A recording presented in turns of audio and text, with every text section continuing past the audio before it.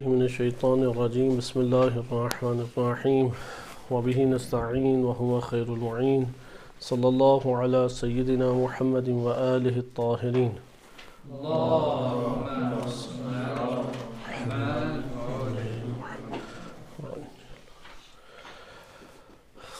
الکافی سے ہم کتاب التوحید اور اس کے ذیل میں وارد ہونے والے ابواب اور ان کی شرح کو ملاحظہ کر رہے تھے۔ آج ہم حدیث نمبر 6 یا بعض نسخوں کے مطابق حدیث نمبر 7 کو مطالعہ کریں گے۔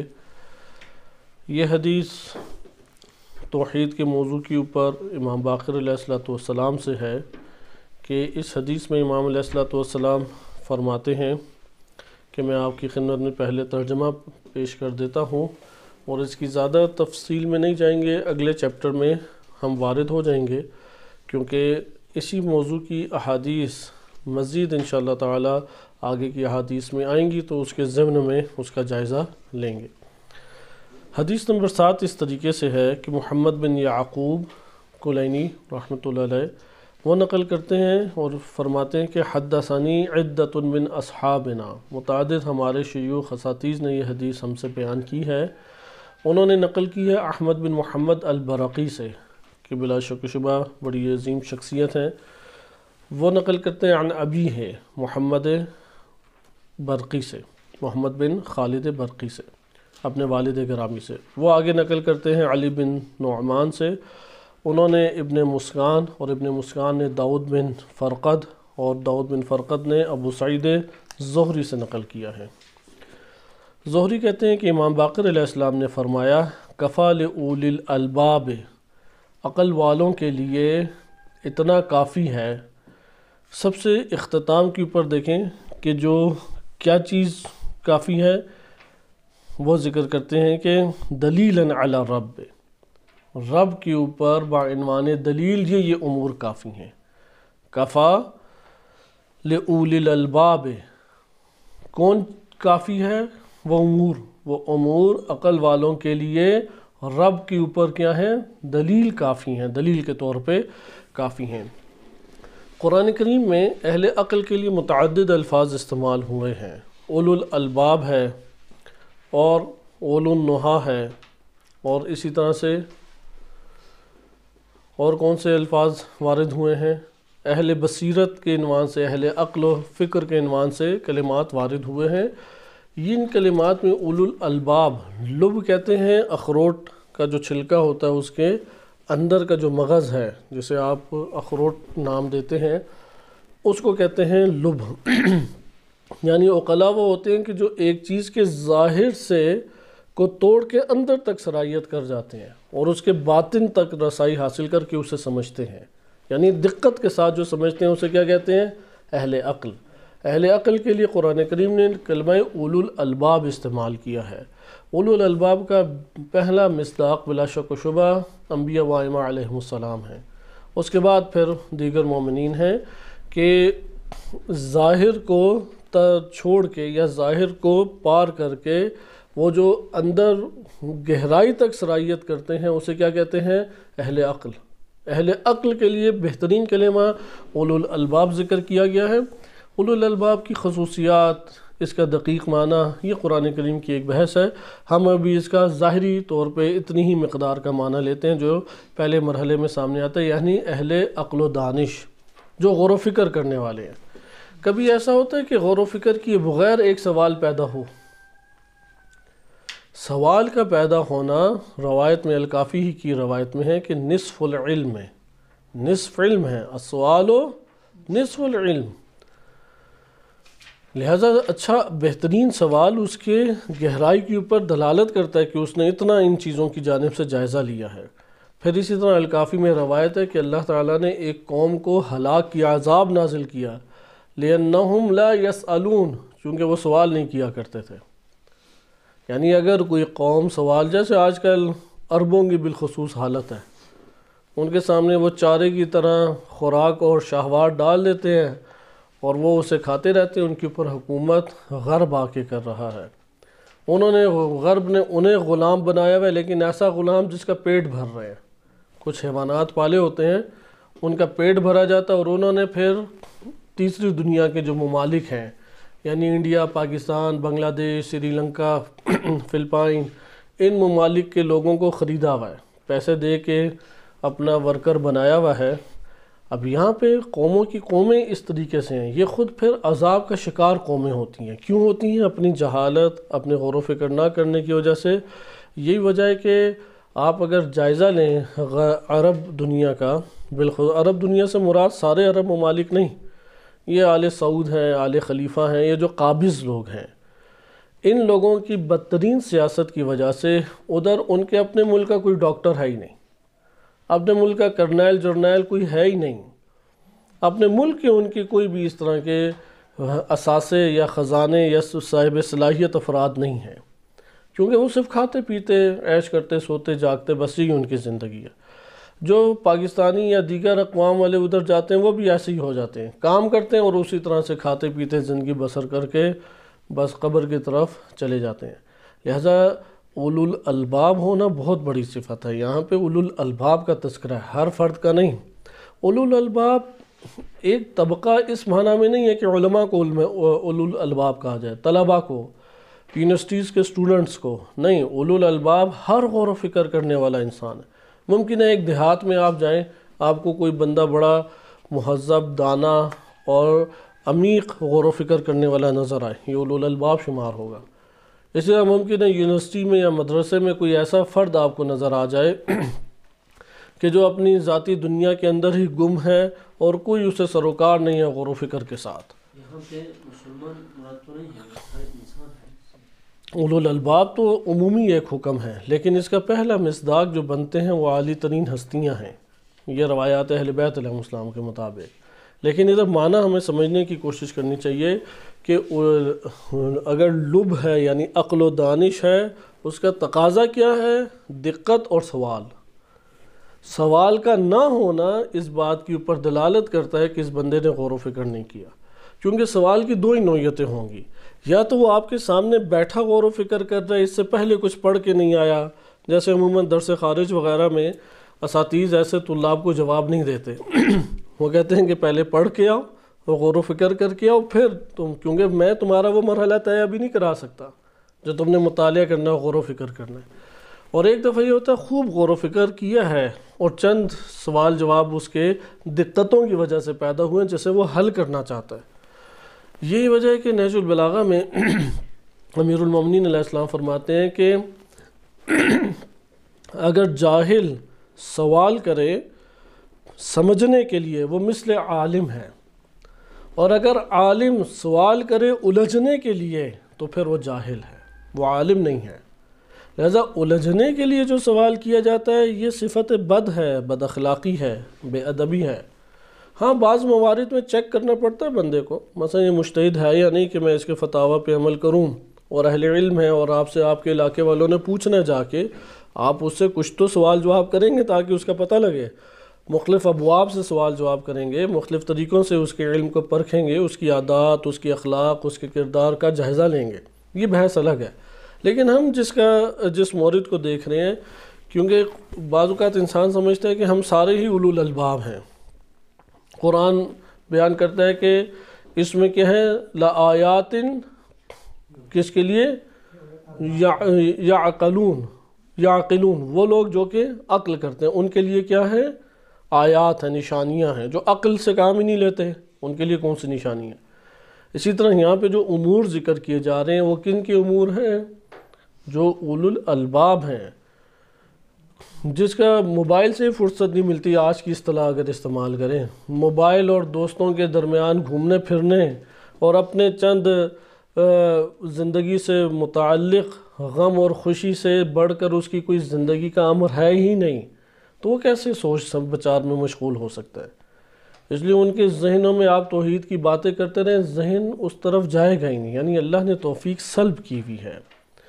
یہ ذہن نشین رکھے انسان دنیا کے کسی بھی کونے میں ہو، کسی بھی ماحول میں ہو، اگر وہ الہی باتوں کی طرف اس کی توجہ جاتی ہے تو اللہ کی عنایت ہے اس پر، ایک نور ہے جو اس کے دل کے اوپر سایہ فگن ہے، یا اس کے نور اللہ سبحانہ وتعالیٰ نے اسے عنایت کیا ہے۔ جب وہ سلب ہو جاتا ہے تو وہ نبی یا امام کے ساتھ ہی وقت کیوں نہ گزارے، کوئی اس کی توجہ نہیں جائے گی۔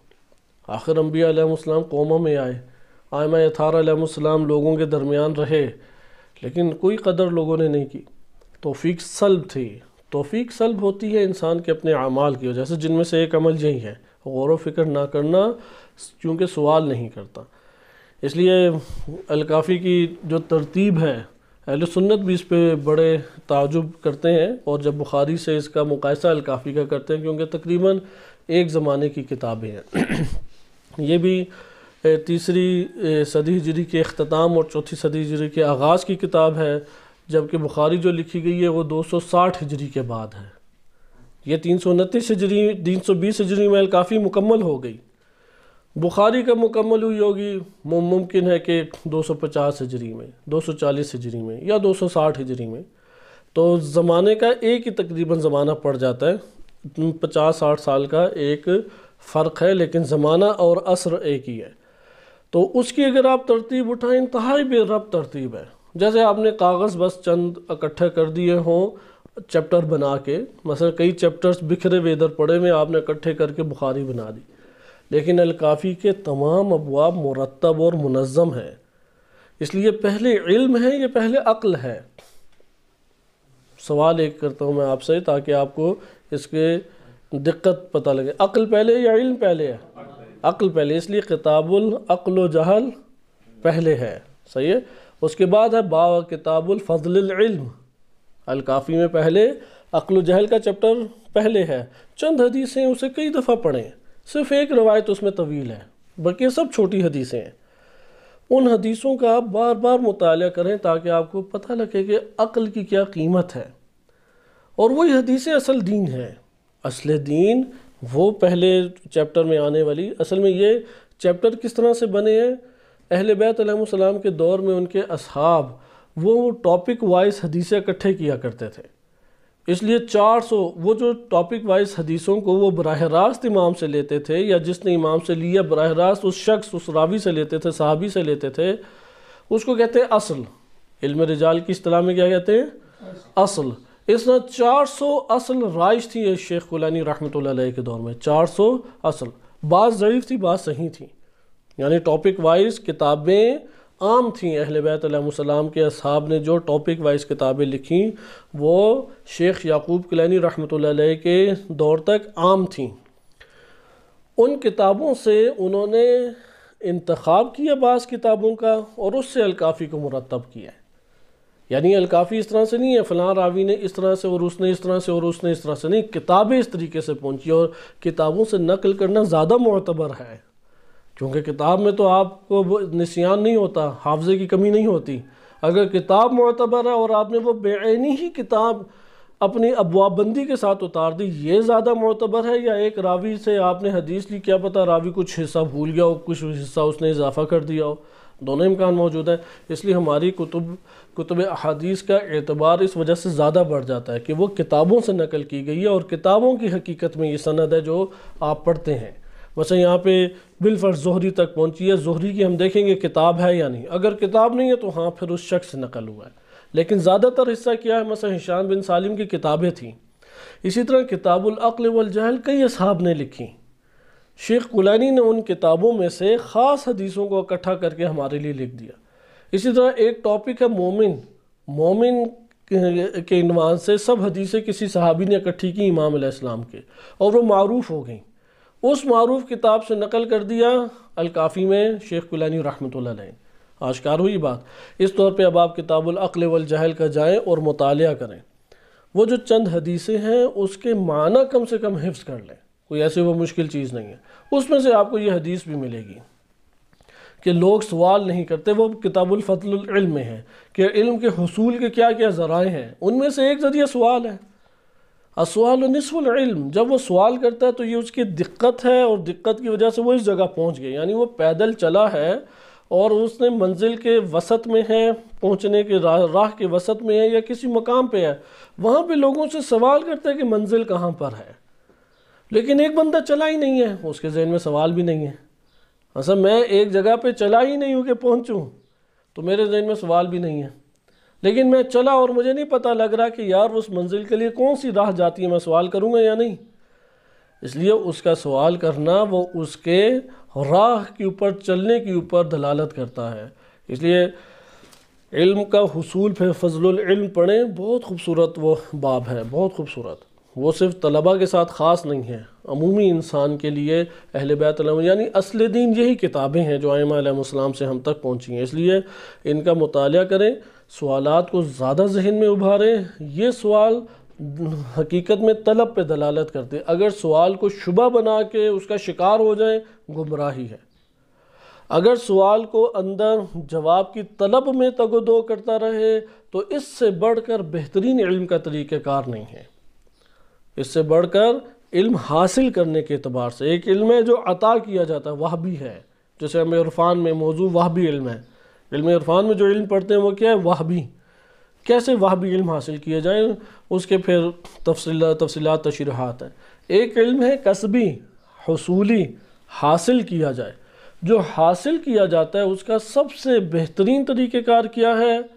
سوال، یعنی نکل کھڑے ہو منزل کی طرف، طلب کے لیے، ڈھونڈنے کے لیے نکل کھڑے ہو۔ ایک دکان سے پوچھیں کہ یہ چیز کہاں سے ملے گی، دوسرے سے پوچھیں، تیسری سے پوچھیں، پوچھتے پوچھتے ادھر تک پہنچ جائیں۔ یہ سب سے بہترین، یہ وہ ہے جو اللہ نے ہماری فطرت میں قرار دیا ہے۔ اس لیے چھوٹا بچہ جو ہے وہ باپ کو پریشان کر دیتا ہے سوال کر کر کے، یہاں تک کہ باپ اسے ڈانٹ ڈپٹ کر کے خاموش کراتا ہے، جو کہ غلط طریقہ کار ہے۔ اس کی حوصلہ افزائی کی جائے، اسے ٹائم دیا جائے، اس کے ذہن کے مطابق جواب دینے کی کوشش کی جائے، علماء کے سامنے حاضر کیا جائے، اس کی طلب کو بڑھایا جائے، کیونکہ اللہ تعالیٰ نے اس دنیا کے اندر ہر شے رہنما رکھی ہے، ہر شے جو اللہ کی طرف لے کے جا رہی ہے۔ آپ ایٹم کے ذرے سے پوچھیں، اسے زبان دے دیں، وہ اللہ کی طرف رہنمائی کرے گا۔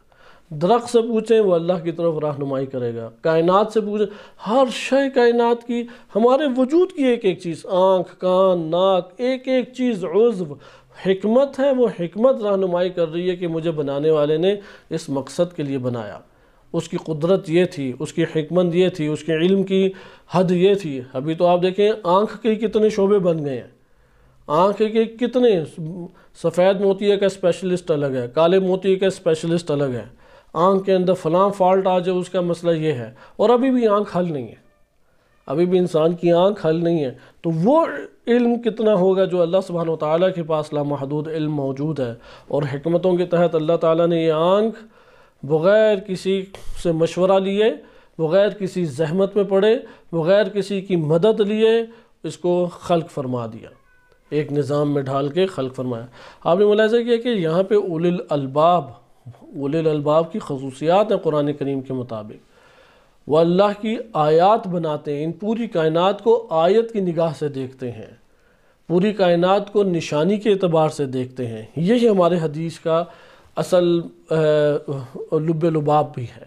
پوری کائنات کو عیاشی کے اعتبار سے، شہوت کے اعتبار سے، مفاد کے اعتبار سے نہیں دیکھتے۔ فرعونی نگاہ میں اور موسوی نگاہ میں یہی فرق ہے۔ فرعون کائنات کی ہر شے کو دیکھتا تھا کہ میں اس سے کیسے اپنا مفاد اور اپنی شہوت پوری کروں اور اپنے ماتحت لے آؤں۔ یہ تین چیزیں اس کے مد نظر ہیں۔ وہ کائنات کی ہر چیز کو کیسے دیکھ رہے ہیں؟ شہوت کی نگاہ سے، مفاد کی نگاہ سے، اور حاکمیت کہ میں حاکم، یہ مجھ سے میرے ماتحت، کیونکہ ماتحت نہ ہو تو شہوت اور مفاد پورا نہیں ہوتا، ماتحت لائیں گے تو وہ پورا ہوگا جیسا آپ چاہتے ہیں۔ حضرت موسیٰ علیہ السلام، انبیاء علیہ السلام کی نگاہ کیا ہے؟ نگاہ موسوی یہ ہے کہ کائنات، پوری کائنات کو آیت بنا دو، آیت کی نگاہ سے دیکھو کہ ہر ذرہ اور ہر شے وہ خالق دو جہان کی طرف رہنمائی کر رہا ہے۔ یعنی وہ زبان حال سے اس کی داستان کو سنو، اس کی حکمتوں کو سنو۔ جیسے بعض ہماری کتابوں میں وارد ہوئی ہے کہ ہم اس کو پھر مادی شکل سمجھنا شروع کر دیتے ہیں کہ سلیمان علیہ السلام کی چونٹی سے ملاقات، وہ مادی ملاقات نہیں ہے۔ مادی چونٹی تو بولتی نہیں ہے، بولنے کی طاقت ہے چونٹی میں، لیکن مادی چونٹی نہیں بولتی، اس کی حقیقت بول سکتی ہے۔ اس حقیقت سے سلیمان نبی خدا کا تعلق ہوتا اور گفتگو ہوئی۔ اسی طریقے سے ہواؤں سے گفتگو بالفرض، اگر کہیں پہ آپ نے ایسا ملاحظہ کیا ہو، درختوں سے گفتگو کہ نبی صلی اللہ علیہ وسلم کے لیے اس نے گواہی دی، درخت سے آواز آئی، وہ درخت سے آواز آنے سے کیا مراد ہے؟ وہی تمثل ہے کہ جو ہم ایک بحث پڑھ چکے ہیں کہ ایک حقیقت ہے تمثل۔ خلاصہ کلام، اولو الالباب کون ہیں کہ جو پوری کائنات کو کس نگاہ سے دیکھتے ہیں؟ آیت کی نگاہ سے دیکھتے ہیں، شہوت کی نگاہ سے نہیں دیکھتے، کیونکہ جس کی نگاہ شہوانی ہو، شہوت سے مراد ہے کہ اشتہا اپنے مفاد کے لیے اور اپنے آرام اور نفع کے لیے دنیا کو اور کائنات کو استعمال کرے، جس کی یہ نگاہ ہو اس کے لیے پھر قرآن بھی کیا ہوگا؟ وہ دنیا کی کمائی کا ذریعہ ہے۔ نام حسین علیہ السلام کیا ہے؟ دنیا کی کمائی کا ذریعہ ہے۔ نعت کیا ہے؟ دنیا کی کمائی کا ذریعہ۔ مرثیہ، نوحہ، قصیدہ، وہ کیا ہے؟ دنیا کی کمائی کا ذریعہ۔ پھر بڑے بڑے کنسلٹ ہوتے ہیں، جیسے بھی آپ نے دیکھا کہ انگلینڈ کے اندر ایک بولی لگی مٹی امام حسین علیہ السلام کی، وہ کاروبار بن گئی اور اس مٹی کو فروخت کیا گیا نسبت امام حسین علیہ السلام سے دے کے کئی ڈالروں میں۔ اور ماحول سازی کوئی امام بارگاہ یا مصائب کی ماحول سازی نہیں تھی کہ مومنین آئے ہوں، غم حسین علیہ السلام کے لیے آمادہ ہیں، باوضو ہیں، اور ایک جگہ پہ بیٹھے ہوئے ہیں جہاں پہ ایک ماحول بنا ہو، دینی ماحول نہیں، جس طرح گانوں کے انداز میں سٹیج سجا ہوتا ہے، گول میز ہوتا ہے، اس میں بے پردہ خواتین تقسیم کر رہی ہیں ریفریشمنٹ، حلال حرام وہ تو ہمیں بالکل پتہ ہی نہیں ہے۔ جب بقیہ چیزوں کے حرام کا، وہ حلال حرام کا انہوں نے نہیں خیال رکھا، تو ادھر جو ٹیبل پہ پیش کیا جا رہا ہے اس کا کس نے خیال رکھنا ہے؟ اور اس میں عالمی شہرت یافتہ ہمارے ملک کے قصیدہ خواں وہ اس میں قصیدے پڑھتے ہیں۔ یہ ماحول کیوں؟ کیونکہ ان کی نگاہ کیا ہے؟ ان کی نگاہ وہ در حقیقت دین کے ہاتھوں دنیا کو لینا ہے۔ نہج البلاغہ میں امیر المومنین علیہ السلام کا ایک فرمان ہے، حج کے ایام میں معاویہ نے چند کارندوں کو حاجیوں کے درمیان جاسوس بنا کے بھیجا تاکہ فتنے کھڑے ہوں، تو امام علی علیہ السلام نے مکتوب لکھا والی مکہ کے نام، اور اس میں لکھا کہ یہ لوگ دین کے تھنوں سے دنیا کو کمانا چاہتے ہیں، یعنی دین کے ذریعے سے دنیا کو سمیٹنا چاہتے ہیں۔ چند اوصاف ذکر کیے، ان اوصاف میں سے ایک وصف کیا تھا جو معاویہ کے کارندوں کے لیے بیان کیے امام نے، کہ وہ دین کے ذریعے سے دنیا کو کمانا چاہتے ہیں، یعنی دین ان کی نگاہ میں ایک ذریعہ ہے دنیا کا فقط۔ یہ نگاہ ہے کہ جب آپ اولو الالباب نہیں بنتے تو یہ اس طرح کی نگاہ آتی ہے۔ بہرحال اولو الالباب اس طور پہ ایک وسیع موضوع بن جاتا ہے، ایک وسیع ٹاپک بن جاتا ہے۔ قرآن کریم کے ضمن میں آپ خود انشاءاللہ مطالعہ کریں، اس کی آیات کو جمع کریں، مفسرین کے اس کے ذیل میں تفاسیر کو پڑھیں، بڑا خوبصورت اور دلچسپ موضوع ہے۔ یعنی قرآن چاہتا ہے کہ ہم اولو الالباب بنیں، ہم قرآن چاہتا ہے کہ ہم کائنات کو اللہ کی آیت بنا دیں، اس نگاہ سے دیکھیں کہ یہ آیت الہی ہے، پھر ہر آیت آئینہ ہے، اس آئینے میں اللہ سبحانہ وتعالیٰ کی صفات آپ کے سامنے منعکس ہو رہی ہیں، جھلک رہی ہیں، کہیں پہ کوئی حکمت کا سمندر نظر آ رہا ہے، کہیں علم الہی کی جھلک نظر آ رہی ہے، کہیں قدرت الہی کی عظمت کے سامنے انسان اپنے پورے وجود کو سر تسلیم خم کر چکا ہے۔ آیت کائنات کو بنا دیں، ہر شے آیت ہے یا عبرت ہے۔ قرآن کا پیغام عمومی یہ ہے، کیونکہ انہی دو سے ہدایت ہے۔ آیت بنائیں گے ہدایت ملے گی، عبرت بنائیں گے ہدایت ملے گی۔ اس لیے سیر سپاٹوں کو قرآن کریم نے عبرت کی نگاہ سے ملاحظہ کرنے کا درس دیا ہے کہ فانظروا کیف کان عاقبۃ المکذبین، کیا عاقبت ہوئی مکذبین کی، جھٹلانے والوں کی، جنہوں نے ان حقائق کو جھٹلایا اور کائنات کو شہوت ہی کی نگاہ سے دیکھا اور شہوتوں کو وہ سمیٹتے رہے۔ جاؤ ان کے ڈھانچوں کو اور ان کے آثار اگر کہیں نظر آتے ہیں تو دیکھ لو۔ اسی قم میں کتنی نسلیں گزر چکی ہیں، کسی کے آثار نظر آتے ہیں، ہم بھی اسی طرح سے گزر جائیں گے، بعد میں آنے والوں کو ہمارے کوئی اثر اور ہمارے کوئی یاد باقی نہیں رہے گی۔ ایسے زمین کے اوپر ایک قلیل مدت انسان ہے، اولو الالباب بن کے زندگی بسر کرے۔ آئیں روایت کو دیکھیں، کفا لأولی الالباب، اولی الالباب کے لیے رب کے اوپر دلیل چاہتے ہو، دلیلاً علی الرب، اگر اولو الالباب سے پوچھا جائے آپ کیوں اللہ سبحانہ وتعالیٰ کو رب مانتے ہیں، اس کی دلیل کیا ہے، تو اولو الالباب کی دلیل کیا ہوگی؟ امام فرماتے ہیں کہ یہ جو 7-8 امور ہیں، یہ اولو الالباب اگر ذکر کر دیں تو وہ یہ ذکر کریں گے، یہ 7-8 امور بس ذکر کر دیں گے، ان کے لیے بعنوان دلیل یہ 7-8 امور ہی کافی ہیں۔ ہم سابقہ درس میں بھی جو حدیث نمبر 5 تھی یا بعض نسخوں کے مطابق حدیث نمبر 6 تھی، آپ نے ادھر بھی ملاحظہ کیا کہ سب سے پہلے اللہ سبحانہ وتعالیٰ کے وجود کے اوپر سوال کیا اس نے، پھر اللہ سبحانہ وتعالیٰ کی حقیقت کے بارے میں سوال کیا، اور اسی ضمن میں امام علیہ السلام نے ایک مرتبہ اس کو دلیل دی وجود کے اوپر، اور وجود کے اوپر دلیل دیتے ہوئے امام علیہ السلام نے کیا دلیل دی؟ امام علیہ السلام نے اللہ تعالیٰ کے وجود کے اوپر دلیل کے لیے اس کائنات کے نظم اور تدبیر سے استفادہ کیا کہ برہان نظم ایک مرحلے میں جدلی برہان بنتی ہے، اور اگر اس کے اوپر مزید دقت کریں اور اس کے مقدمات کو مزید محکم کریں تو ایک برہانی دلیل بن جاتی ہے کہ جس کے اوپر کوئی نقص اور عیب وارد نہیں ہوتا۔ ملا صدرہ رحمۃ اللہ علیہ نے اس حدیث کے اختتام پہ ایک جملہ کہا کہ گزشتہ درس میں وہ رہ گیا، بلکہ ممکن ہے کہ ہماری ترتیب گزشتہ درس میں اس کے متعلق تھوڑی سی جدا ہو، کیونکہ حدیث کی ترتیب اس طرح سے تھی گزشتہ درس کی کہ اس میں امام علیہ السلام سے ایک زندیق نے سوالات کیے تھے، امام نے جواب دیے، پہلے 2 قدیم ہونے کے اعتبار سے جوابات تھے، اس کے بعد اس نے براہ راست اللہ تعالیٰ کی طرف جب آیا تو اس نے اللہ کے بارے میں سوال کیا، اور امام نے فرمایا کہ جو افاعیل ہیں وہ دال ہیں کہ جس نے یہ صنعہا کہ کس صانع یا کسی بنانے والے نے اس فعل کو انجام دیا ہے۔ یہاں سے ہم نے ایک نظم کی دلیل آپ کے سامنے پیش کی۔ وجود الافاعیل کیا ہیں؟ دلت، وہ دلالت کرتے ہیں کہ ان کو کوئی بنانے والا ہے اور ان کو خلق کرنے والا ہے۔ پھر اس کے بعد اس نے سوال کیا ما ہوا، اس ذات کی حقیقت کیا ہے؟ امام نے فرمایا کہ اس شیئن بحقیقت الشیئیہ، کہ اگلا چیپٹر اسی سے متعلق آ رہا ہے، اس میں اور وضاحت آئے گی۔ اللہ تعالیٰ کی حقیقت ہے کہ وہ حقیقت شیئیت ہی اس کی حقیقت ہے، یعنی ماہیتہ انیت۔ اس کی حدیث کے اختتام پہ ملا صدرہ رحمۃ اللہ علیہ فرماتے ہیں وَعَلَم، جان لو ان مطلب حل البسیطہ مقدم علی مطلب مال حقیقیہ، یعنی اگر وجود کے بارے میں سوال ہو تو علمی اصطلاح میں کہتے ہیں حل بسیطہ، چونکہ پہلے آپ وجود ثابت کریں گے تو کچھ اور ثابت کریں گے نا، ایسا ہے یا نہیں؟ ایک شے کا وجود ہی نہیں ہے، اس کے لیے کوئی صفت ثابت کر سکتے ہیں؟ صفت تو ذات کے ساتھ متعلق ہوتی ہے، ذات ہے ہی نہیں ہے تو صفت کس سے جوڑنی ہے؟ لہٰذا ذات کے وجود کے بارے میں سوال کیا جائے اس سے عربی زبان میں دونوں کے لیے حل لفظ استعمال ہوگا۔ اگر آپ نے ذات کے بارے میں پوچھنا ہے کہ وہ ہے یا نہیں، حل ہی کہیں گے، حل الموجود یا حل ہوا موجود۔ اور اگر آپ نے اس کے لیے کسی صفت کو ثابت کرنا ہے یا کسی صفت کا انکار کرنا ہے تب بھی حل سے ہی سوال کریں گے۔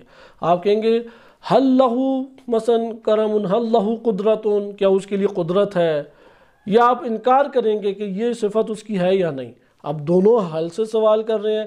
اگر وجود کے بارے میں سوال کیا جائے تو اسے کہتے ہیں حل بسیطہ، علمی اصطلاح ایجاد ہوگی حل بسیطہ، یعنی آپ کسی جگہ پہ دیکھیں کہ یار آپ صفت تو پہلے ثابت کر رہے ہو، ذات تو ثابت کرو، آپ کہیں گے یہاں پہ ذرا حل بسیطہ کا تو پہلے جواب دو، حل بسیطہ کے تحت اس کا کیا جواب بنتا ہے۔ اور اگر اس کے لیے صفت ثابت کرنی ہے تو ہم کہیں گے حل مرکبہ، صحیح ہے، حل بسیطہ۔ جب آپ نے صفت ثابت کر دی تو یہاں پہ وہ ملا صدرہ رحمۃ اللہ علیہ فرماتے ہیں کہ جو آپ کے نے کلمات پڑھے کہ وجود الافاعیل دلت علی ان صانعا صنعہا، کہ یہ افاعیل مختلف افعال جو آپ کو نظر آ رہے ہیں اور ان کے آثار نظر آ رہے ہیں، یہ واضح طور پہ دلالت کر رہے ہیں کہ کسی نے اس کو انجام دیا، یعنی کوئی فعل کو انجام دینے والا اور فعل کے آثار کو ظاہر کرنے والی ذات ہے۔ لہذا یہ ملا صدرہ فرماتے ہیں وجود الافاعیل حل بسیطہ کی طرف اشارہ ہے۔ جب وجود ثابت ہو جائے پھر مائے حقیقیہ کے بارے میں ہوتا ہے۔ مائے حقیقیہ سے کیا مراد ہے؟ ماں بھی سوال کے لیے استعمال ہوتا ہے۔ مثلا عربی زبان میں آپ نے کہنا ہو کہ وہ کون ہے، یعنی وہ تو آپ کہیں گے ماں ہوا۔ ماں ہوا کیا ہے کہ ایک دفعہ آپ شرح پوچھنا چاہتے ہیں اس لفظ کی لغوی معنی کیا ہے یا اس لفظ کا مترادف معنی کیا ہے، اور ایک دفعہ آپ اس کی حقیقت کے بارے میں سوال کرنا چاہتے ہیں۔ اگر حقیقت کے بارے میں سوال کریں ماں کے ذریعے، یہ ماں حقیقی ہے، جیسا کہ اس نے پھر سوال کیا فما ہوا، وہ ذات کیا ہے، پھر حقیقت کیا ہے۔ بس حل بسیطہ مقدم ہے کس کے اوپر؟ ماں حقیقیہ پہ جب وجود ثابت ہو جائے تو آپ اس کی حقیقت کے بارے میں پوچھیں گے۔ یہ ہمارے گزشتہ درس میں ایک اصلاحی نقطہ رہ گیا۔ آئیں اب آپ اس کی طرف کہ اولو الالباب کے لیے دلیل رب کے اوپر وہ چند امور ہیں جس کو اس حدیث میں ذکر کیا۔ کیوں؟ کیونکہ اولو الالباب پوری کائنات کو آیت یا واقعات اور حوادث کو عبرت کی نگاہ سے دیکھتے ہیں، اور یہ آیت اور عبرت آئینہ بن جاتا ہے، اور اس آئینہ میں ان کو حقیقت آشکار دکھائی دیتی ہے۔ پس کفا لأولی الالباب، اولی الالباب کے لیے کافی ہے۔ کس چیز کے لیے کافی ہے؟ دلیلا علی الرب۔ سب سے آخری حصہ دیکھیں، رب کے اوپر دلیل ہونے کے لیے کیا کیا امور کافی ہیں؟ پہلا امر بخلق رب المسخر، کہ یہ رب مسخر کی خلقت، مخلوقات رب العالمین، مسخر جس کے لیے ہر شے تسخیر ہو۔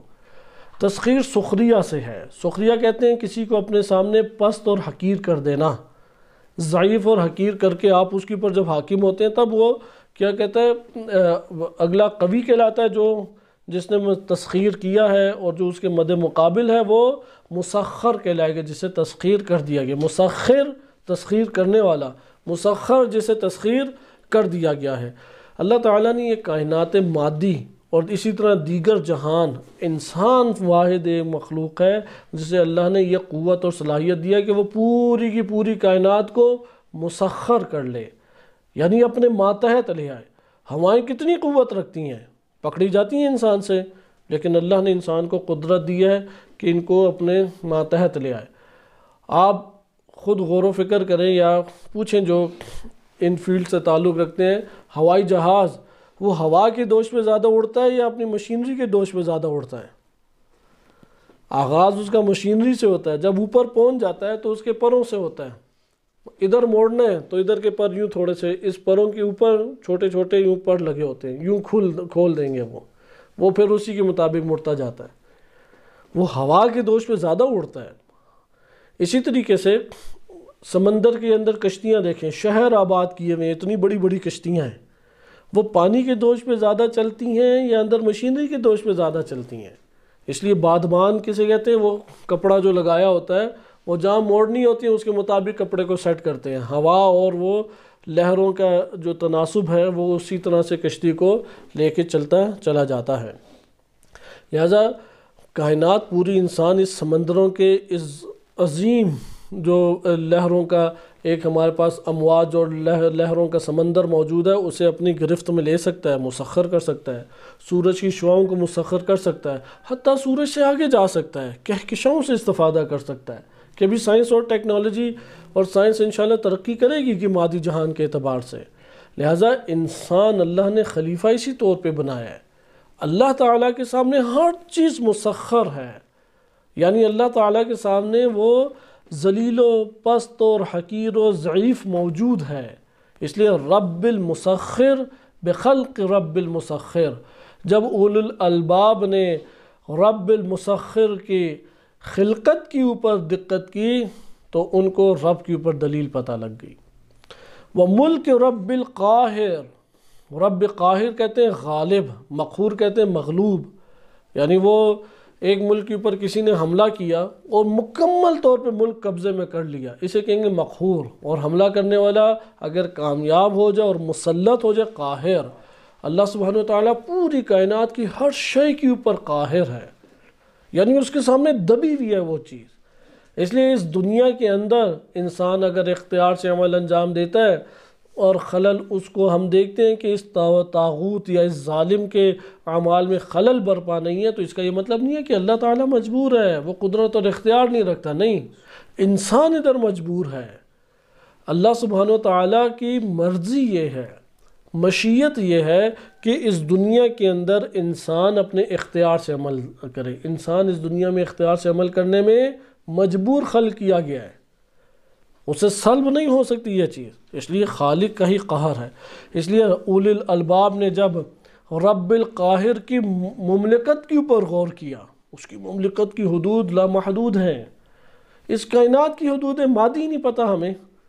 آپ سائنس کو پڑھ کے دیکھیں، سائنس کہہ رہی ہے بس آگے جا رہی ہے، وہ جہاں جاتے ہیں اس سے آگے ایک اور جہان نظر آ جاتا ہے، جو کہکشاں دریافت کرتے ہیں اس سے آگے ایک اور. ابھی تو 3 سطح اوپر بنا دیا انہوں نے.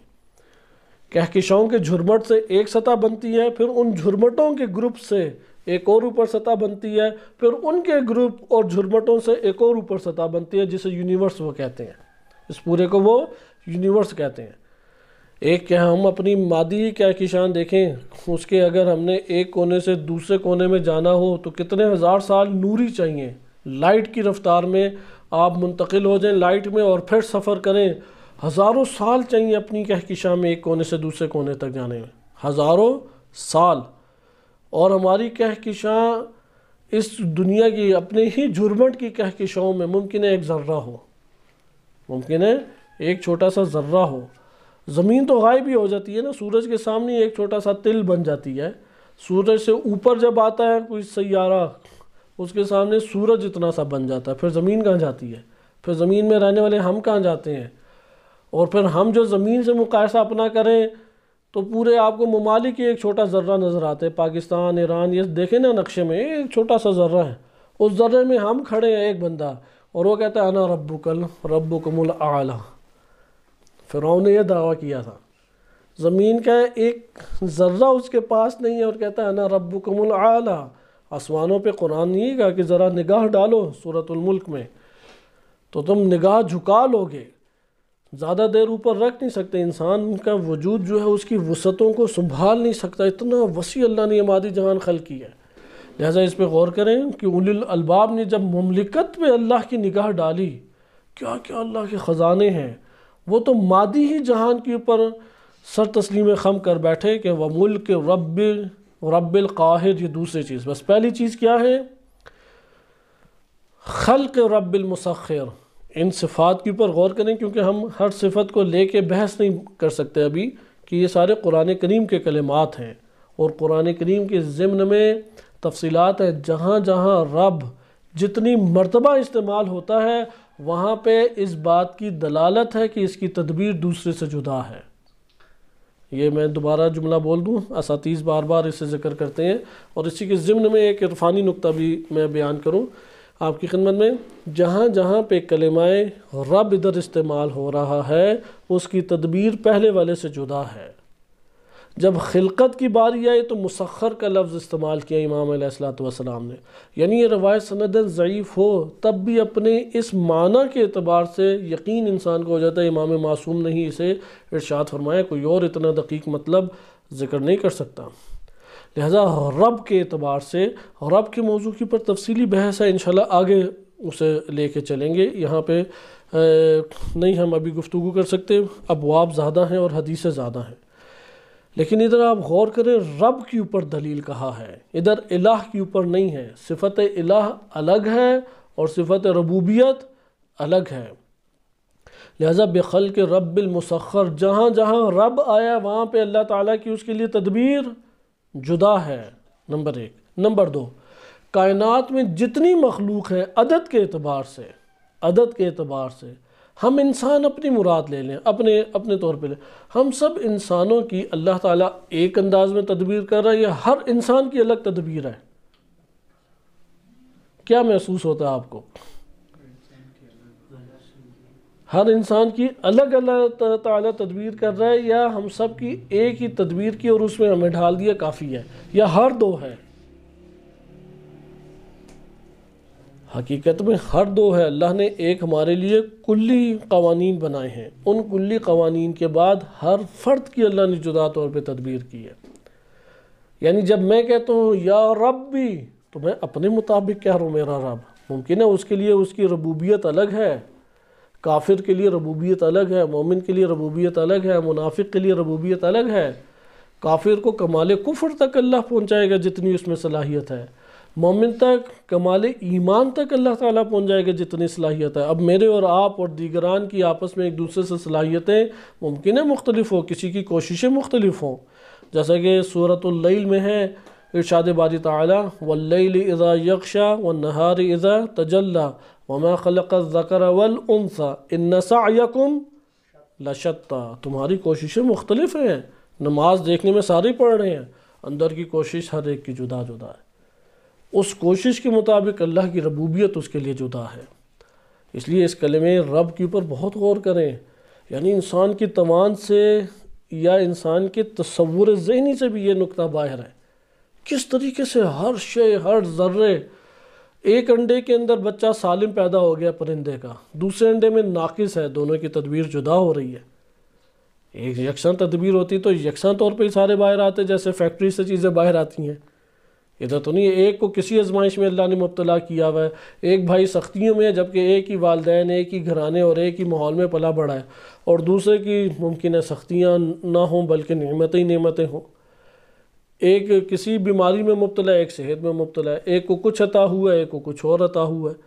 اور ربوبیت اللہ سبحانہ و تعالیٰ کی اور عنایات، مختلف عنایات، اور یہ ساری چیزیں ایک خاص حکمت اور عدل کے علم کے تقاضوں کے تحت ہیں۔ وہ جس جیسا تقاضا شے کرتی ہے اللہ کی طرف سے تو فیضان جاری ہے، وہ شے اس کو حاصل کرتے چلی جاتی ہے۔ اس لیے اللہ تعالیٰ کی ربوبیت، اس سے آپ اندازہ لگائیں کہ کون سی جگہ ہے جہاں اللہ نہ ہو۔ کون یہ بندہ کہہ سکتا ہے کہ میں تنہا ہوں، اللہ نہیں ہے وہاں پہ؟ اس لیے ربط اللہ سے قلبی طور پہ قائم ہونا چاہیے، اس کی تدبیر کر رہا ہے۔ حوادث انسانوں پہ آتی ہیں، ان حوادث کو انسان اتفاق نہ قرار دے۔ جو اولی الالباب نہیں ہوتے وہ اتفاق سمجھتے ہیں، جو اولی الالباب ہوتے ہیں وہ حکمتیں تلاش کر رہے ہوتے ہیں۔ اب ایوب علیہ السلام سے سخت بڑھ کر کسی کی آزمائش ہے ہم انسانوں میں؟ ایوب علیہ السلام کو اللہ نے بہت مال دیا، اور ایوب علیہ السلام کو اولاد بھی بہت زیادہ دی، اور مال اور اولاد ہو تو عزت بھی اتنی زیادہ ہوتی ہے۔ اب جب اللہ نے آزمائش میں مبتلا کیا کہ ان کے واقعات ضرور پڑھیں، بڑا انسان کو حوصلہ ملتا ہے، بہت حوصلہ۔ فلم بھی بنائی ہے عجیب و غریب سی، جو ان کی شخصیت سے بالکل سازگار نہیں ایرانیوں نے، لیکن اس میں واقعات کی حد تک ایک نظر آتا ہے۔ وہ صبر و تحمل کا پیکر عظیم وہ فلم میں اس طرح دکھائی نہیں دیتا۔ لیکن ایوب علیہ السلام کو مطالعہ کریں، آپ کو پتہ لگے گا کہ کیسے اللہ تعالیٰ نے ربوبیت ان کی ہے، کیسے رب ہے، انبیاء کا رب، تمام لوگوں کا رب۔ اس لیے دعائے جوشن کبیر کہ ایام رمضان المبارک آ رہے ہیں، آپ غور کریں رب کی صفت، جہاں جہاں رب کی صفت آئی ہے کیسے استعمال ہے۔ اب حوادث ہمارے اوپر آتے ہیں، ہم یہ نہ سمجھیں کہ یار یہ بدون حکمت ہے۔ ایوب علیہ السلام کی سب اولاد مر گئی، سارا مال چلا گیا، سب سے زیادہ محبت کرنے والی زوجہ تھیں جن کی ان کو اعتماد بھی اس پر تھا، وہ زوجہ بھی چھوڑ کے چلے گئے، علاقے والوں نے اٹھا کے باہر پھینک دی جہاں عزت تھی، کیڑے بدن کے اوپر پڑ گئے۔ اور تب وہاں پہ شیطان انہیں بہکانے کے لیے آیا، تب بھی انہوں نے اللہ کی حمد انجام دی۔ لہذا حکمت ہے، کبھی بھی یہ نہ سوچیں یار یہاں پہ میرے لیے یہ مسئلہ آ گیا، وہاں پہ یہ مسئلہ شادی میری نہیں ہو رہی، پیسہ ہی میرے پاس نہیں آ رہا، بیماری میری نہیں جا رہی، فلاں میرے ساتھ ہی ہو گیا، فلاں میرے ساتھ نہیں۔ حکمت ہے، حکمت کے اوپر نگاہ رکھیں، نفع آپ اس میں اٹھائیں گے۔ نفع کیسے اٹھائیں گے؟ قرآن کی آیت ہے کہ ہم نے تمہارے لیے ان مصیبتوں میں سے جو قرار دیا ہے، علماء فرماتے ہیں کہ وہاں پہ جو لہا میں لام آئی ہے وہ لام منفعت ہے، تمہاری منفعت کے لیے مصیبت ہے، نہ تمہارے ضرر کے لیے اللہ کی جانب سے مصیبت ہے۔ اللہ تعالیٰ تو ضرر نہیں آپ کو دینا چاہتا، اللہ سبحانہ و تعالیٰ سے خیر کے علاوہ کچھ بھی نہیں آتا، منفعت ہے اس کے اندر ہمارے لیے۔ وہ ایک تشریح آپ اگر رب کی صفت کے اوپر غور کرنا شروع کر دیں، سجدہ ریز ہو جائیں گے۔ پروردگار میں چھوٹی سی عقل رکھنے والا، وہ بھی تو نے عطا کی، وہ ہلکی سی ادنا سی توجہ رکھنے والا، وہ بھی تو نے عطا کی، اسی کے ذریعے اتنی حکمتیں سامنے آ گئی ہیں، تو پتہ نہیں تیرے پاس ان حکمتوں کا کیا خزانہ ہوگا۔ لہذا رب کے اوپر غور کریں۔ انہوں نے اللہ کے اولی الالباب نے اللہ کو رب ہونے سے پہچانا، اور رب ہونے کے اوپر دلیل کیا بنائی؟ رب المسخر۔ رب مسخر کہا تو مخلوق کی بات کی، جب رب قاہر کہا تو مملکت کی بات کی، رب الظاہر کہا تو جلال کی بات کی۔ وہ جلال رب الظاہر، کیونکہ جو شے ظاہر ہو اس کے جلال سے انسان زیادہ متاثر ہوتا ہے، صحیح۔ وَنُور رب الباہر، باہر جو ہے باہر کا مطلب ہوتا ہے کہ روشن، آشکار، واضح، کہ اس کے حوالے سے اگر علامہ مجلسی رحمۃ اللہ علیہ نے کوئی معنی ذکر کیا تو میں آپ کی خدمت میں باہرہ کا مطلب بیان کر دوں کہ نور کو یا چمکنے کو کہتے ہیں، صحیح ہے، ادھر غلبہ مراد ہے، یعنی نورانیت اور اللہ سبحانہ وتعالیٰ کے صفت وجودیت کے اعتبار سے غلبہ ہے کائنات میں۔ یہ تفصیلی مباحث ہیں، چونکہ اس کو تمام ہمارے شارحین نے بہت مختصر ذکر کیا ہے اس حدیث کو، کیونکہ ہر کلمہ بہت تشریح رکھتا ہے اور وہ تشریحات آگے کے احادیث میں آ رہی ہیں۔ لیکن آپ رب ہونے کے اعتبار سے دیکھیں، خلقت کی بات کی تو رب مسخر کہا، مملکت الہی کی بات کی تو رب قاہر کہا، ظاہر ہونے کی رب کی بات کی تو رب کے ظہور، رب کا ظہور کیسے ہوتا ہے؟ کوئی دیکھنا چاہتا ہے میں اللہ کو ظاہر دیکھوں، اللہ کو ظاہر نہیں دیکھا جا سکتا۔ کیوں؟ کیونکہ بہت وہ ظاہر ہے، جو شے بہت ظاہر ہو تو آنکھیں چندیا جاتی ہیں۔ سورج وسط کے اوپر پوری چمک کے ساتھ نکلا ہو تو آنکھیں دیکھ پائیں گی یا اندھیرا آ جائے گا؟ اس کی طرف نگاہ کریں تو اندھیرا آ جائے گا۔ لیکن اس کے باوجود آپ دیکھنا چاہتے ہیں تو کوئی طریقہ ہے؟ آئینہ، آئینہ آپ کے پاس ایسی ہے نا کہ نا وہ یہ آئینہ ہو گیا، آئینے میں اس کی جھلک دیکھیں گے، ذات ہے آئینے میں دیکھیں، آئینے میں جو دکھائی دے رہا ہے وہی وہ ذات ہے؟ آپ کہیں گے نہیں، اس کا عکس ہے، اس کی تجلی ہے، وہ جو ادھر ظاہر ہو رہا ہے وہ ہے، وہ ذات ادھر ہی موجود ہے۔ کائنات کا ہر ذرہ آئینہ ہے، چونکہ جس طرح سورج کو آنکھیں نہیں دے سکتی، ہمارا وجود بڑا ضعیف ہے۔ یہ قرآن سورہ حشر کے مطابق اگر پہاڑ پہ نازل ہوتا لَرَأَيْتَهُ خَاشِعًا مُتَصَدِّعًا، ذرہ ذرہ ہو جاتا، سکت ہی نہیں ہے پہاڑ میں، وہ تحمل نہیں کر سکتا قرآن کو۔ میرے اور آپ کے اوپر قرآن کیا ایک ذرہ بھی نازل ہوتا پھٹ جاتے، وجود ہی ختم ہو جاتا، ہمارے اندر صلاحیت نہیں ہے۔ آسان مثال، بعض لوگ اندھیروں سے نہیں ڈرتے کیونکہ ان کے جن کم ہیں، بعض کے جنات زیادہ ہیں، وہ ایک کمرے میں جانے سے ڈریں گے، ان کا ہارٹ اٹیک ممکن ہو جائے۔ آپ کہیں گے دونوں میں گنجائش فرق کرتی ہے۔ بس یہاں پہ آپ نے ملاحظہ کیا کہ جلال رب ظاہر، ظاہر ہے رب۔ اگر رب کو ظاہر دیکھنا ہے تو تمام مربوب جتنے اللہ جن کی تدبیر کر رہا ہے اسے آئینہ بنا لیں، اس آئینے میں آپ کو رب نظر آئے گا۔ نور رب الباہر، چمکتا غالب وجود دیتا ہوا رب، اس کے نور کی بات کی، نور رب الظاہر اور رب الباہر۔ باہر کہتے ہیں جو ضوء فشانی کریں، ایک سورج کی کرن ہے اور ایک سورج کی روشنائی ہے، روشنائی کو کہتے ہیں باہر۔ اور نور رب الباہر، انہوں نے جب رب باہر کے نور کو دیکھا، اس پر دقت کی تو وہ اللہ پر ایمان لے آئے۔ وہ برہان رب صادق، برہان کا تعلق صادق سے جوڑا۔ وما انطق بہ السن العباد، اور بندوں کی زبانیں اس کے بارے میں جو بولتی ہیں، بندوں کی زبانیں جو بولتی ہیں۔